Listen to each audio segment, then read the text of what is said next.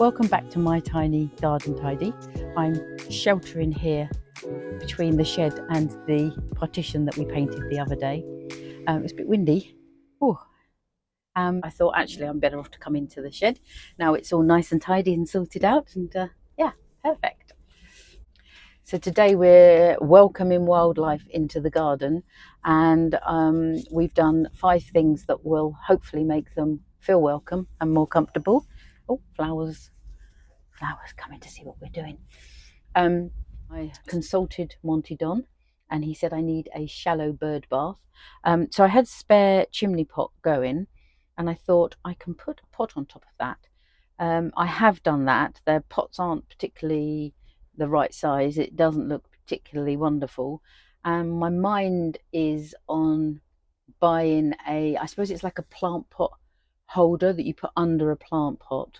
And I did see some in the garden centre today. So I'm thinking I will replace the small ones that are there with a bigger one that might look a bit more stylish or a bit more fancy. So that's number one, the bird bath. Number two, I'm keeping the leaf pile. So I'm not removing it from the garden. I'm keeping it in one spot. And number three is bug hotel, which I've used some leaves for. And I've also, when I was putting in the bird bath, I removed some turf. So I've put that in the bug hotel as well.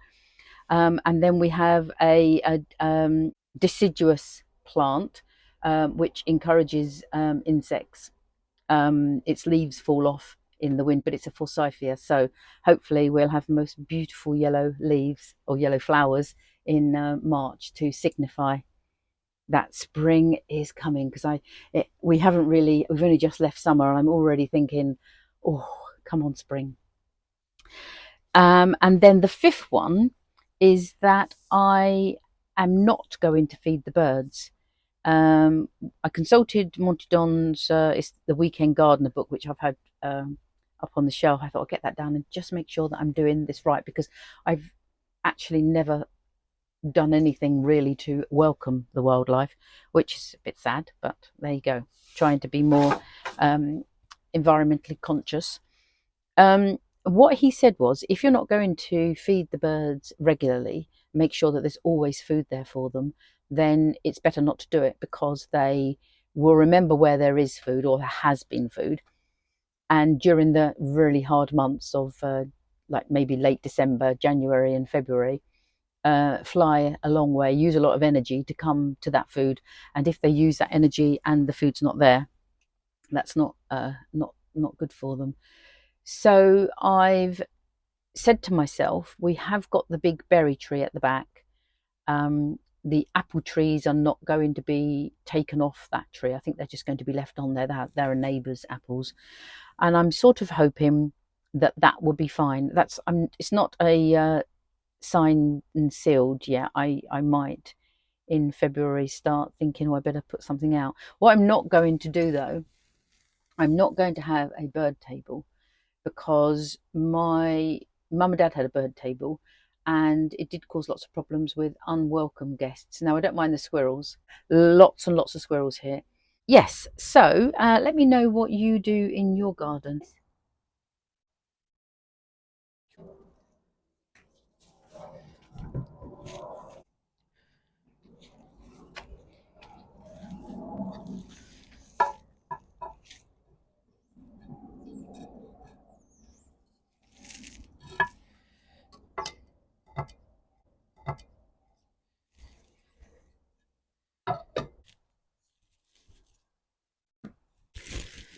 Gosh, it's lovely and warm.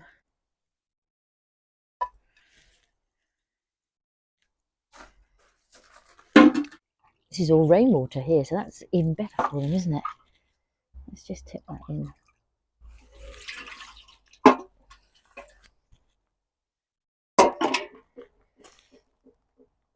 Let's see how we go with these. I'm going to use this chimney pot over here and make a bird bath. How about that?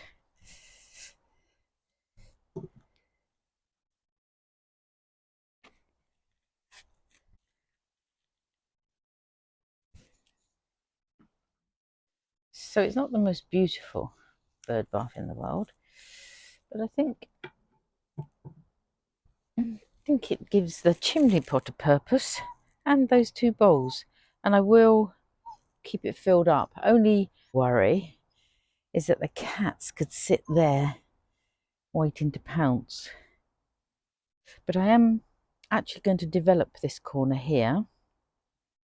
So if you can see here, I've sort of curved that a little, taken it down there, and we're going to, if we can see that, that's better, take it around here so the bird bath can come out a bit, and then I want to plant a forsythia. Oh, it's because I keep putting my finger there.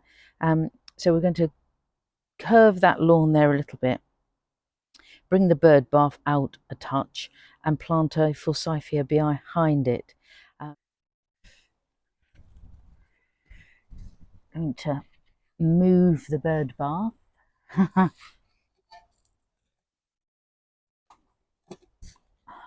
That was quite heavy.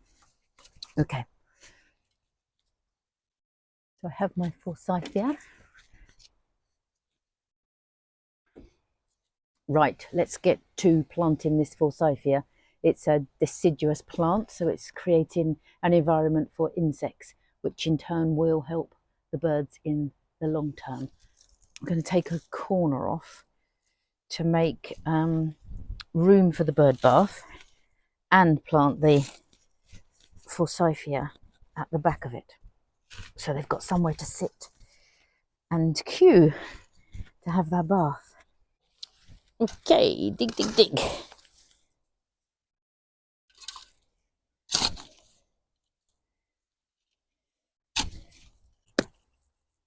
Out you come, Mr. Forsythia. Here he is. It's like I've gone down to the garden centre and bought a twig. I did have a look at all the reduced plants there, but I couldn't see anything that I think that I really wanted. Right, that's certainly not looking its best. Let's see what we can do to get this tidied up.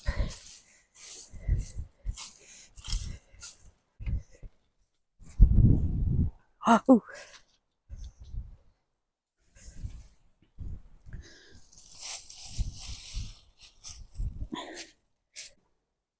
Well, we're not all about perfection, so it's okay. It will look lovely, and that's particularly how the garden is at this time of year. It's all about things sort of dying off and tidying up. Now I've got some, I'm going to use the turf that I cut out for the hotel. If you can think of a name for the hotel, do let me know. We could call it Halfway House Hotel, or we could call it Bug Hotel. But anyway, that's another thing that we're doing to encourage the wildlife. So it's very windy. It's lovely. I'll show you that we're saving all our leaves. Most wonderful pile just here. And I've already taken some of those to put those in the bed there. We have got holly that's got berries on it, so that's good for the bird. I have been a little bit worried recently that I have tidied the garden up too much and that there isn't going to be anything for the little wildlife. So we'll put a few bits back. I won't take any of the flowers that have died up. I'll leave them there because they might be good for the birds. We've got the berries on the holly there. We've got an absolute amazing amount of apples there. The sun is shining. It's fabulous. So I'm going to move this compost around to the service area. I've got some work to do there. I've got to remove some pavers to put it in because it obviously needs to be on bare soil. And then I'm going to build a little bug hotel here. So I've been collecting some logs when I go on my walk, not big logs, like large stumpy sticks. And so I've been collecting those and I'm going to make a little hotel there. Okay, I'm going to make a start.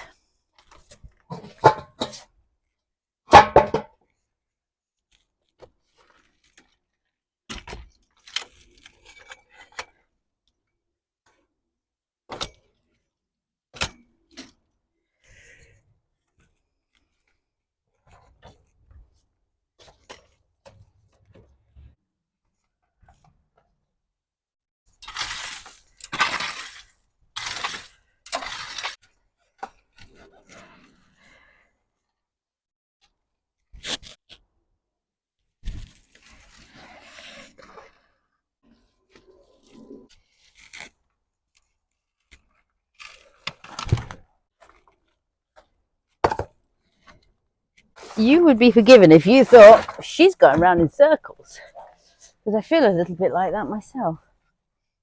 So this is my compost.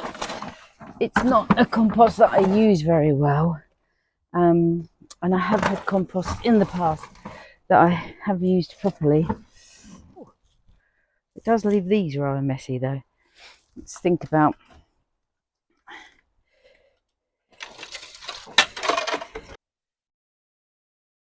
This is the new site for the bug hotel. I've moved the compost round to the service area, the side of the shed, and that does still need tidying up. But I thought let's get on with building this hotel. Okay, so I've collected some chunky silver birch. Oh, Flower, you're in the hotel site where we're building. So this is, I think, just the beginning, because it's going to take a while to collect what's needed. Flower's interested. Now I've got some leaves that I've brought from my pile at the back. Flower, excuse me. Come on then. Come on. Thank you. And there. I'm going to make this attractive. I've never built a bugged hotel before, so this is just a beginning. I do want to try and make it look quite nice as well, so I've decided to do this on a bit of a slopey site. So Flower, we're going to have to collect sticks, but we mustn't play with them. They're not for playing with. Okay. That's the beginnings. The new bug hotel, or the beginning of it, until I've collected some more logs. Right, so that's the hotel so far. I'm going to put on these bits of turf. The hotel might make that nice, extra nice for the bugs. And then I've gathered some more sticks. Oh, Flower! People are allowed to come and visit. Hey, Flower! Right, a few more. So it's building up. And I say, hang on, you don't, okay. You don't need to bark, Flower. You don't need to bark, baby. No. I've got extra things for the bugs.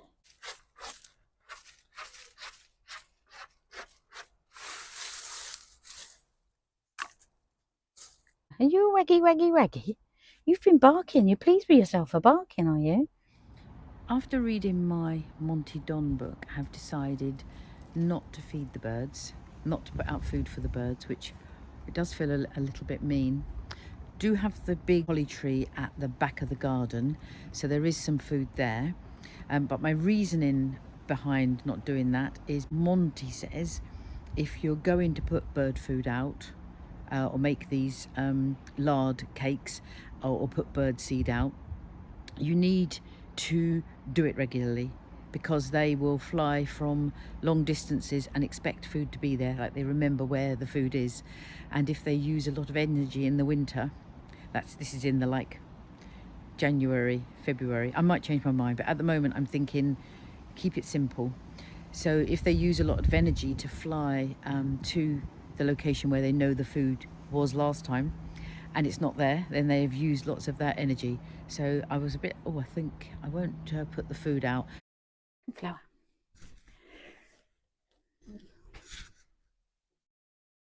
Flower said that she's going to be especially welcoming to the wildlife. She's not going to chase anybody off. She's going to welcome them, and she won't bark. Is that right, Flower? No barking. Thank you very much for joining us, and we'll see you next time. Bye-bye.